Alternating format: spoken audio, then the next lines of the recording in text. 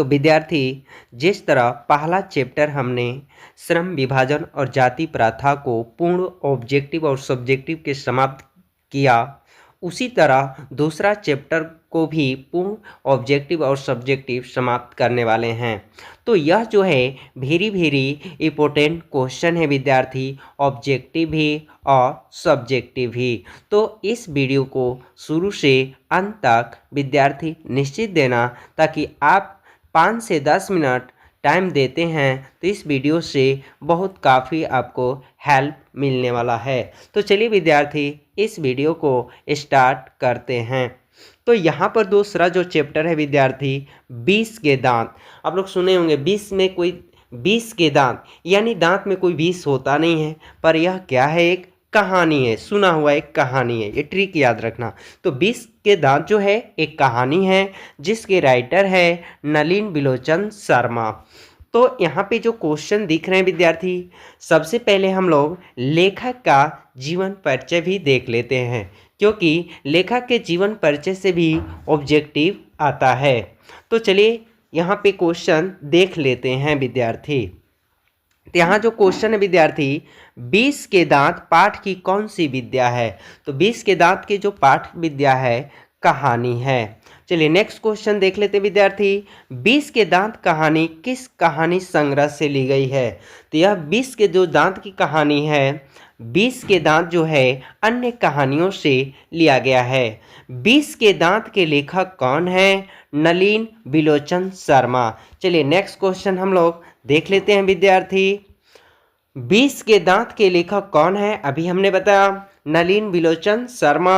नलिन बिलोचन शर्मा का जन्म कब हुआ था? 18 फरवरी 1916 ईस्वी को। नलिन बिलोचन शर्मा का जन्म कहाँ हुआ था? तो पटना के बदर घाट में, ठीक है, बदर घाट में। चलिए नेक्स्ट क्वेश्चन हम लोग देख लेते विद्यार्थी। तो यहाँ पर जो क्वेश्चन है, टोटल क्वेश्चन जो विद्यार्थी है VVI क्वेश्चन है। चलिए नेक्स्ट क्वेश्चन है विद्यार्थी, नलिन बिलोचन शर्मा की स्कूल की पढ़ाई कहाँ से हुई थी? तो पटना कॉलेजिएट स्कूल से। किस विश्वविद्यालय से नलिन बिलोचन शर्मा ने संस्कृत और हिंदी में MA किया था? तो पटना विश्वविद्यालय से नलिन बिलोचन शर्मा संस्कृत और हिंदी में MA किए थे। चलिए नेक्स्ट क्वेश्चन है विद्यार्थी, साहित्य का इतिहास दर्शन किसकी रचना है? तो ये बहुत VVI क्वेश्चन है विद्यार्थी, इसे भी रिवीजन कर लेना। साहित्य के इतिहास दर्शन किसकी रचना है? नलिन बिलोचन शर्मा का।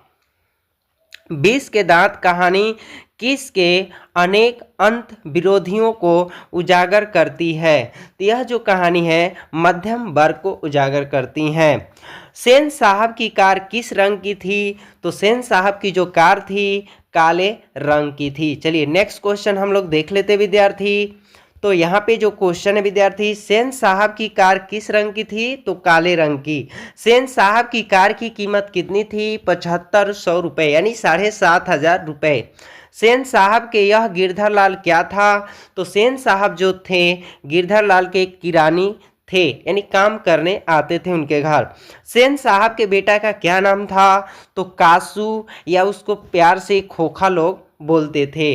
तो विद्यार्थी ये बहुत ज़बरदस्त कहानी है, बहुत मस्त कहानी है। चलिए, सेन साहब की कितनी पुत्रियां थी? 5 पुत्रियां थी, जो कठपुतलिया की तरह बना के रखे थे सेन साहब, यानी उनके इशारे पे ही सारा करती थी। सेन साहब अपने पुत्र को क्या बनाना चाहते थे? तो सेन साहब जो अपने पुत्र को बनाना चाहते थे बिजनेसमैन या इंजीनियर। चलिए नेक्स्ट क्वेश्चन देख लेते हैं विद्यार्थी, घर के बनाए सभी मामलों में कौन अपवाद था? तो घर के जो भी सेन साहब अपना नियम बनाए थे, उनकी लड़कियां जो उनके उंगली पर ही घूमने वाली थी, पर उस नियम के अपवाद में जो था कासू या खोखा। सेन साहब अपनी पुत्रियों को मानते थे कठपुतली की तरह। मदन किसका पुत्र था? तो मदन जो पुत्र था गिरधर लाल। नेक्स्ट क्वेश्चन देख लेते हैं। तो मदन ने कासू के कितने दांत तोड़े थे? 2, क्योंकि लड्डू का खेल खेल रहे थे मदन और उस खेल में कासू को नहीं खिलाए, तो उस समय मदन ने कासू को 2 दांत तोड़ डाले। चलिए नेक्स्ट क्वेश्चन है, मदन और कासू के बीच किस खेल को लेकर विवाद हुआ था? तो लड्डू के खेल में। सेन साहब के ड्राइवर ने किसे धक्का दिया था? तो सेन साहब के जो ड्राइवर ने धक्का जो दिया था मदन को। बंगले के पीले और गली के कुत्ते की लड़ाई किस कहानी में दर्शाया गया है? तो 20 के दांत। 20 के दांत। चलिए नेक्स्ट क्वेश्चन देख लेते हैं विद्यार्थी। और ये सभी जो क्वेश्चन है विद्यार्थी बहुत इंपॉर्टेंट क्वेश्चन है, इसे रिवीजन निश्चित कर लें, आपको निश्चित हेल्प मिलने वाला है। इस चैप्टर से कोई भी आपका ऑब्जेक्टिव और सब्जेक्टिव छूटने वाला नहीं है विद्यार्थी। चलिए ऐसे ही लड़के आगे चलकर चोर डाकू बनते हैं, किसने कहा था? तो थोड़ा सा यहाँ पर टाइप करने में गलत हो चुका है विद्यार्थी, लड़के हैं, ध्यान रखना। तो ऐसे ही लड़के आगे चलकर चोर डाकू बनते हैं, किसने कहा था? सेन साहब ने। मदन के लिए क्या खाना मामूली थी? मार। सीमा, रजनी, आलो, शेफाली और आरती पांचों किसकी बहनें थी? खोखा की, जो सेन साहब की पुत्रियां पांचों थी। से खोखा के दांत किसने तोड़ा था? मदन ने। चलिए नेक्स्ट क्वेश्चन देख लेते हैं विद्यार्थी। तो यहाँ पे जो क्वेश्चन है विद्यार्थी, सेन साहब की आंखों का तारा कौन था? खोखा था, क्योंकि एक बुढ़ापे के ही टाइम में इनका जो संतान उत्पत्ति हुआ, बच्चा जो पुत्र हुआ था, तो सेन साहब की आंखों का जो तारा था खोखा था। किसके अनुसार सेना ने सिद्धांतों को भी बदल लिया था? खोखा के अनुसार। मैं तो खोखा को इंजीनियर बनाने जा रहा हूं, यह कथन किसका था? तो यह कौन कहे थे? सेन साहब। सेन साहब की पांचों लड़कियां कैसी थी? सुशील थी।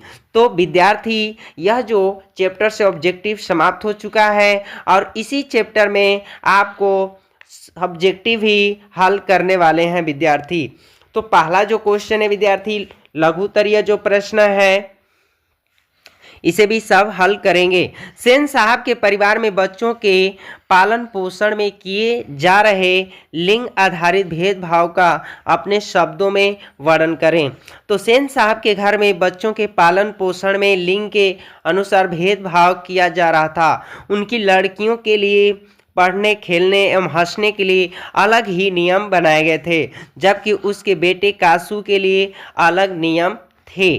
चलिए नेक्स्ट क्वेश्चन है विद्यार्थी, खोखा किन मामलों में अपवाद था? ये सभी जो भी क्वेश्चन है विद्यार्थी वीवीआई क्वेश्चन है, वेरी वेरी इंपॉर्टेंट क्वेश्चन है विद्यार्थी।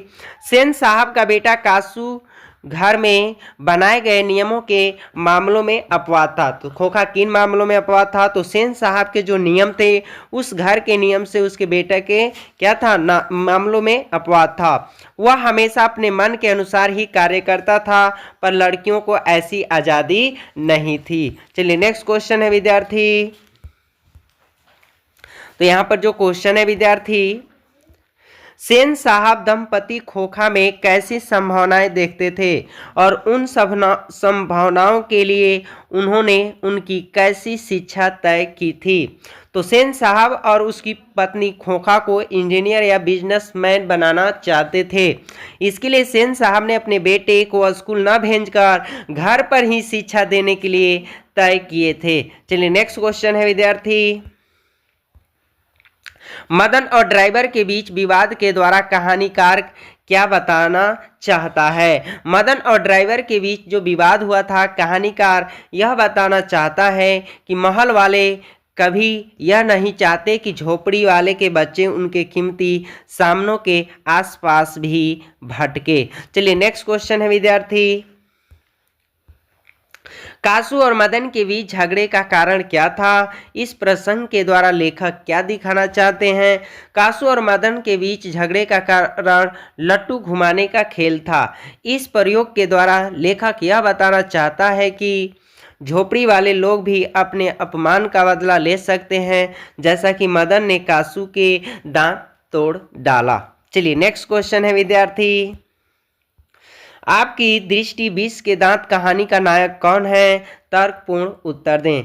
तो उस क्वेश्चन का जवाब देंगे विद्यार्थी, मेरी दृष्टि में इस कहानी का नायक मदन है, क्योंकि वह महल वाले सेन साहब से बिना डरे उसके ड्राइवर से लड़ जाता है और उसके बेटे के 2 दांत भी तोड़ देता है। तो चलिए विद्यार्थी नेक्स्ट क्वेश्चन को देख लेते हैं। तो यहाँ पे जो क्वेश्चन विद्यार्थी, कासू का चरित्र चित्रण करें।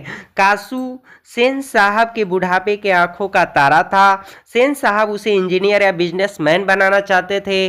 कासू अपने पिता द्वारा बनाए गए सभी मामलों में अपवाद था। घर के प्यार से वो बिगड़ गया था। वह बिना डरे किसी के ऊपर हाथ चला देता था। ऐसा कासू था। चलिए नेक्स्ट क्वेश्चन देख लेते विद्यार्थी।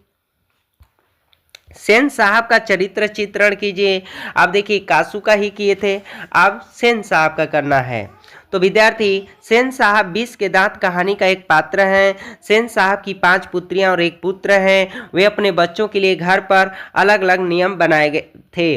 वह अपने बेटे में बुढ़ापे का सहारा देखते हैं। चलिए नेक्स्ट क्वेश्चन देख लेते हैं विद्यार्थी। तो देखिए, मदन का चरित्र चित्रण करें। मदन 20 के दांत कहानी का एक पात्र है। यह इस कहानी का नायक है। मदन बिना डरे सेन साहब के ड्राइवर का विरोध करता है और जब कासू इसके साथ गली में खेलने आता है तो मदन उससे लड़ाई कर उसे 2 दांत भी तोड़ देता है। चलिए नेक्स्ट क्वेश्चन देख लेते हैं विद्यार्थी। तो नेक्स्ट जो क्वेश्चन है विद्यार्थी, गिरधर लाल का चरित्र चित्रण करें। तो गिरधर लाल 20 के दांत कहानी का एक पात्र है। यह सेन साहब की यहाँ किरानी का काम करते थे, जो यह मदन का पिता थे। मदन के द्वारा सेन साहब के बेटे से लड़ाई करने पर गिरधर लाल को काम से निकाल दिया जाता है। तो विद्यार्थी, यह जो है चैप्टर समाप्त हो गया। तो आप विद्यार्थी यहाँ देख रहे होंगे बहुत काफ़ी मेहनत करके इस वीडियो को बनाया गया है, इसलिए विद्यार्थी आप इसे नेक्स्ट जो भी विद्यार्थी हैं सभी को शेयर कर देना।